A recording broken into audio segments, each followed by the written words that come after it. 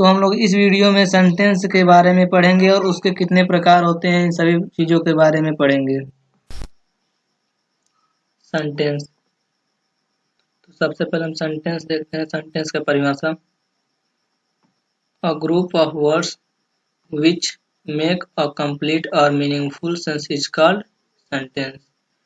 यानी शब्दों का वह समूह जिसके द्वारा एक अर्थपूर्ण या कंप्लीट सेंस निकलता है, उसे हम सेंटेंस कहते हैं। यहाँ पर एग्जाम्पल देखते हैं। Ram is a good boy. यहाँ पर जो राम है अलग शब्द है, इज अलग शब्द है, गुड अलग शब्द है, बॉय अलग शब्द है। इन सभी को मिलाकर एक शब्द बन रहा है, एक वाक्य बन रहा है जिसका कुछ न कुछ अर्थ निकल रहा है। तो इसलिए यह एक सेंटेंस वाक्य हो जाएगा। नीचे वाले को देखते हैं। यहाँ पर भी ग्रुप अलग शब्द है, बॉय अलग शब्द है, इज अलग शब्द है, राम अलग शब्द है। लेकिन यह जो नीचे लिखा गया ग्रुप वर्डों का, इसका कुछ सही अर्थ नहीं निकल रहा है। अगर हम इसका अर्थ निकालना चाहते हैं तो कुछ इसका स्पष्ट अर्थ नहीं निकलेगा, इसलिए यह जो है कि हमारा वाक्य नहीं होगा। There are two parts of sentences. इन्हीं सेंटेंस के दो भाग होते हैं। पहला जो कि हमारा सब्जेक्ट होता है, दूसरा प्रेडिकेट। सबसे पहले हम सब्जेक्ट के बारे में देखते हैं। द नेम ऑफ पर्सन और things we say about in sentence is called subject. यानी व्यक्तियों या वस्तुओं जिसके बारे में हम सेंटेंस में कहते हैं, वह जो होता है हमारा कि सब्जेक्ट होता है। फॉर रिकॉग्नाइजिंग सब्जेक्ट, यानी सब्जेक्ट को पहचानने के लिए we can easily find subject of sentence by asking verb, by taking verb and asking question who or what। हम सब्जेक्ट को बहुत ही आसानी से पहचान सकते हैं, जिससे हमें वर्ब के साथ जो है कि who अथवा what को लगाकर क्वेश्चन करना होगा। जो हमारा आंसर आएगा वही सब्जेक्ट होगा। यहाँ पे है जो कि फर्स्ट रहेगा। फर्स्ट वी आस्क क्वेश्चन, वो पहले हम हु लगाकर प्रश्न करते हैं। एग्जाम्पल देखते हैं। Sita sings a song, Sita एक गीत गाती है। तो यहाँ पे हम आस्क करते हैं, क्वेश्चन पूछते हैं हु सिंग्स अ सॉन्ग, यानी गीत कौन गाती है। तो हमारा आंसर आता है सीता सिंग्स अ सॉन्ग, यानी सीता सिंग्स अ सॉन्ग यानी सीता गीत गाती है। सो सीता इज सब्जेक्ट है, इसलिए सीता हमारा जो आंसर आ रहा है जो कि हमारा सब्जेक्ट हो जाएगा। अब हम यहाँ पर व्हाट लगाकर क्वेश्चन करते हैं। तो हमारा एग्जाम्पल है the sun shines in the sky, यानी सूर्य आसमान में चमकता है। तो हम यहाँ पे क्वेश्चन करते हैं what shines in the sky, आसमान में क्या चमकता है। तो हमारा आंसर आता है द सन, यानी जो ये जो द सन है हमारा सब्जेक्ट हो जाएगा। अब हम प्रेडिकेट के बारे में पढ़ते हैं। Predicate, what we say about subject is called predicate. वाक्य में जो कुछ भी हम सब्जेक्ट को कहते हैं, सब्जेक्ट के बारे में जो कुछ भी हम बताते हैं वही हमारा प्रेडिकेट होता है। एग्जाम्पल देखते हैं। Ram it's a mango, Ram एक आम खाता है। तो यहाँ पे हम राम के बारे में क्या बता रहे हैं, यही बता रहे हैं कि राम जो है एक आम खाता है। तो हमारा इट्स अ मैंगो जो हो जाएगा सब्जेक्ट हो जाएगा। अब हम देखते हैं काइंड्स ऑफ सेंटेंसेस, सेंटेंस के प्रकार। यहाँ पे देखते हैं there are 5 kinds of sentences. यहाँ 5 प्रकार के सब सेंटेंस हैं।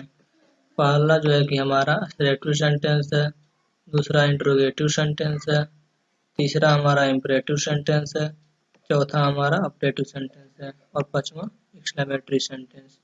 तो सबसे पहले हम जो है कि यहाँ पे असर्टिव सेंटेंस के बारे में पढ़ेंगे।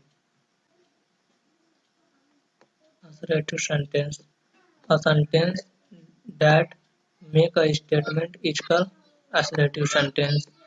Assertive sentence can be either affirmative or negative. Assertive sentence यहाँ पे affirmative हो सकता है या तो negative हो सकता है। अब affirmative क्या होता है ये देखते हैं। Simple sentence is known as affirmative sentence. साधारण वाक्य जो होता है affirmative sentence कहलाता है। यहाँ पर हम affirmative sentence का एग्जाम्पल देखते हैं। He goes to school, वह स्कूल जाता है। एकदम आसान साधारण सेंटेंस है। Ram is a good boy, ये भी साधारण सेंटेंस है। Affirmative sentence. अब यहाँ पर हम नेगेटिव सेंटेंस के बारे में देखते हैं।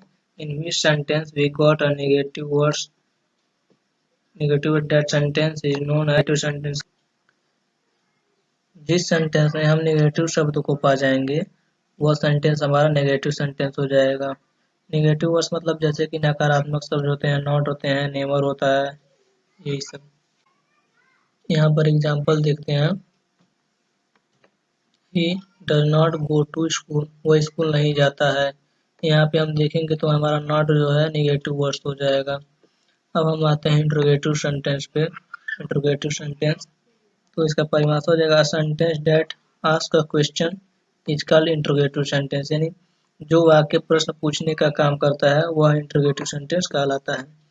There are two types of interrogative sentence, यहाँ पर दो प्रकार के इंट्रोगेटिव सेंटेंस हैं। पहला जो है हमारा यस और नो टाइप क्वेश्चन हो जाएगा।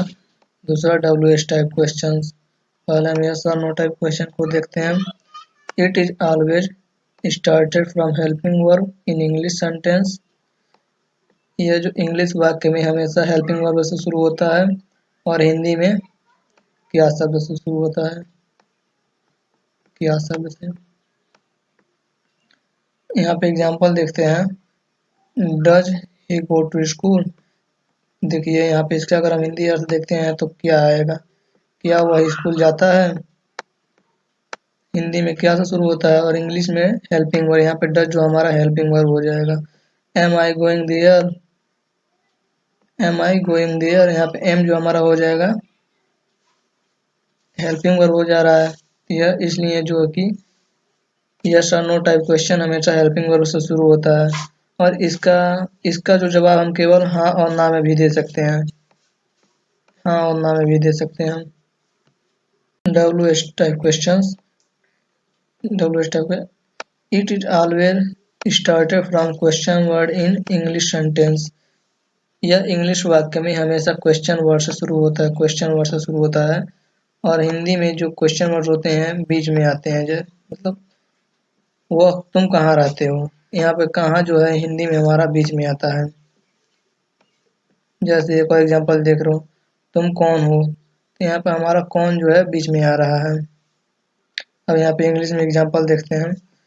हु आर यू, हु यहाँ पे देखिए क्वेश्चन वर्ड है। WHO हु मीन्स कौन होता है, यानी हु आर यू तुम कौन हो, ये हमारा क्वेश्चन वर्ड से शुरू हुआ है इंग्लिश में और हिंदी में कौन आ रहा है बीच में आ रहा है वो भी।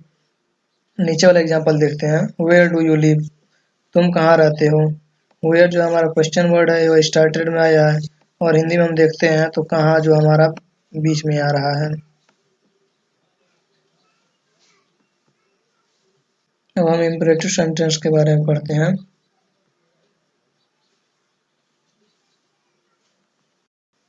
Imperative sentence, a sentence that express command, request and suggestion is called imperative sentence, यानी एक वाक्य जो एक्सप्रेस, कमांड, रिक्वेस्ट और सजेशन देता है उसे हम इम्परेटिव सेंटेंस कहते हैं। यहाँ पे एग्जांपल देखते हैं। कॉल हिम, यह हमें कमांड दिया जा रहा है। We should not kill the creature, हमें प्राणियों को नहीं मारना चाहिए। यहाँ हमें सजेशन दिया जा रहा है कि हमें प्राणियों को नहीं मारना चाहिए और हमें गरीबों की रक्षा करनी चाहिए, ये भी सजेशन ही है। इसलिए यह भी इम्परेटिव सेंटेंस में आएगा। कॉल हिम, ये भी इम्परेटिव सेंटेंस में आएगा। यहाँ पर हम इम्परेटिव सेंटेंस का नोट देखते हैं।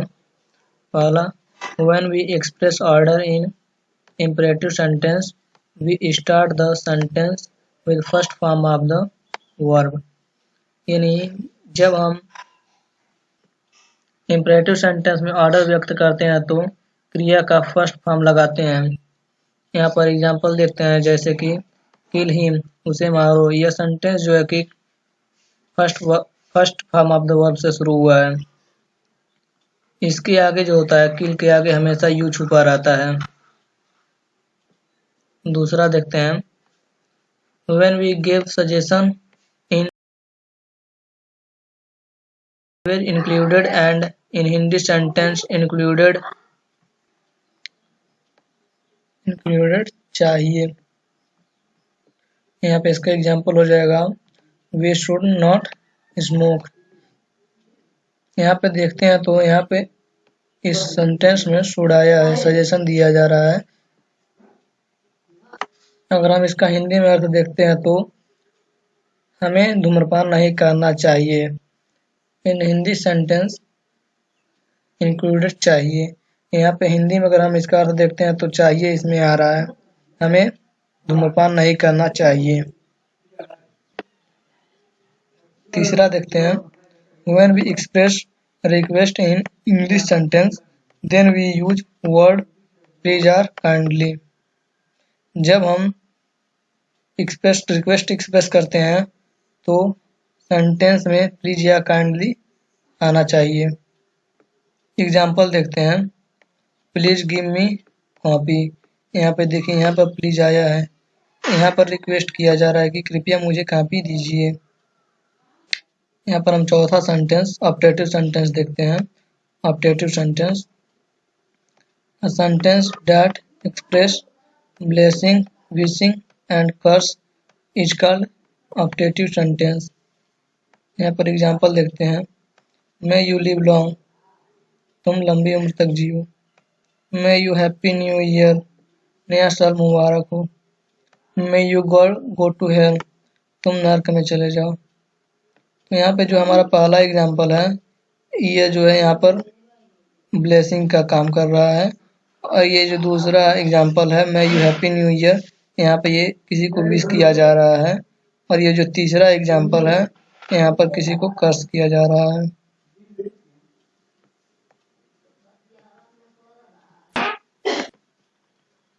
अब हम एक्सक्लेमेटरी सेंटेंस के बारे में देखते हैं। सबसे पहले हम इसका डेफिनेशन देखते हैं।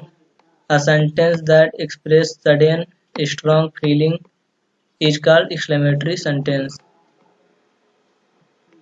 जिस वाक्य से हृदय का भाव व्यक्त होता है उसे हम एक्सक्लेमेटरी सेंटेंस कहते हैं। यहाँ पर एग्जाम्पल देखते हैं इसका, अलास ही डेड, हाय वह मर गया। यहाँ पर जब कोई मर जाता है, यहाँ पर जैसे कोई मर जाता है तो हम कहते हैं हाय वह मर गया, यानी ये जो यहाँ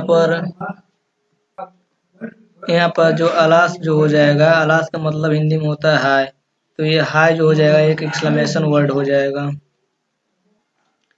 यहाँ पर नीचे हम कुछ सम एक्सक्लेमेशन वर्ड्स, यहाँ पर हम कुछ एक्सक्लेमेशन वर्ड देखते हैं। अलास, अलास मतलब हाय होता है। पुह पुह मतलब, पुह पुह मतलब होता है राम रे राम। ओह अरे, फाई फाई, छी छी, ब्रेव मिस होता है बहादुर। और यहाँ हुर्रा, जब हम किसी गेम को जीतते हैं तो हुर्रा जैसे बोलते हैं, यही यानी खुशी से चिल्लाना।